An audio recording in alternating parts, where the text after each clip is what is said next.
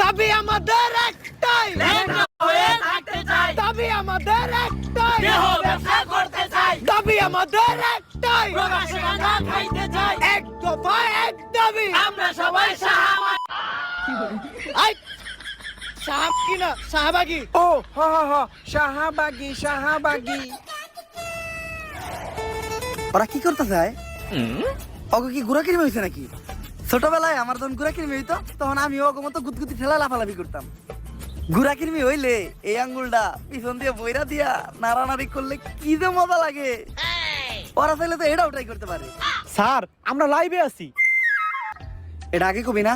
দর্শক, আমি রিপোর্টার ঝটকা ফুটকা টিভি থেকে। আর এখন আমরা সরাসরি আছি শাহবাগে। আর আপনারা দেখতেই পাচ্ছেন শাহবাগীদের তাণ্ডবে শাহবাগ পুরাই উত্তাল, তাতে আমাদের ছেড়ে যায় নাই কোনো।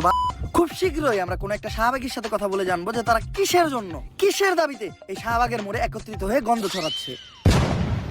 মূল আলোচনায় যাওয়ার আগে তুই ক্যামেরাটা ভালো করে মুইছা নে, ক্যামেরা ময়লা থাকতে পারে। ও ক্যামেরা মুইছেই লাভ কি, পিছেই তো গু। স্যার ঘুমানে পিছে তো শাহবাগী। তুই অঙ্ক বুঝস না। শাহবাগী গো গায়ে থেকে কি আহে? স্যার গন্ধ। গন্ধ সমান সমান কি?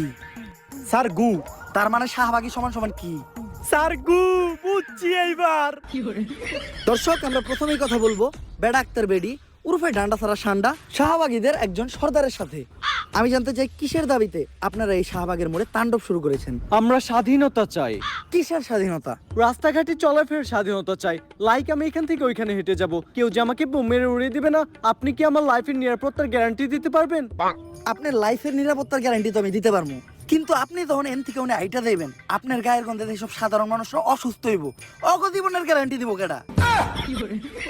সবাই শুধু বলে শাহবাগীদের শরীরে অনেক গন্ধ। আচ্ছা আপনিই বলেন, শাহবাগীদের শরীরে যদি অনেক গন্ধই থাকতো তাহলে আমাদের আশেপাশে কি কোনো মানুষ থাকতে পারতো? একটু ভালো করে চোখ মিলে দেখেন, আপনাকে আশেপাশে আমরা দুইজন ছাড়া কেউই নেই। অলরেডি শাহবাগী গো গায়ের গন্ধে এই জায়গা ছেড়ে সবাই পলাইছে। কই আপনি তো গন্ধ পাচ্ছেন না? নাকের ভিতর 1 কেজি তুলা ঢুকাইছি, তাও গন্ধের ঠেলায় টিকতে পারতাছি না। কিন্তু আপনার ক্যামেরাম্যান তো ঠিকই আছে। স্যার অবস্থা খুবই খারাপ, 5 বার বমি করে লাইছি, তাড়াতাড়ি এখান থেকে চলেন। আর আমরা পোশাকেরও স্বাধীনতা চাই। আমার দেহ আমি দেখাবো, এতে মানুষের সমস্যা কি আমি বুঝি না। মানুষের তো আরো লাভ, ফ্রি ফ্রি কত কিছু দেখতে পারে।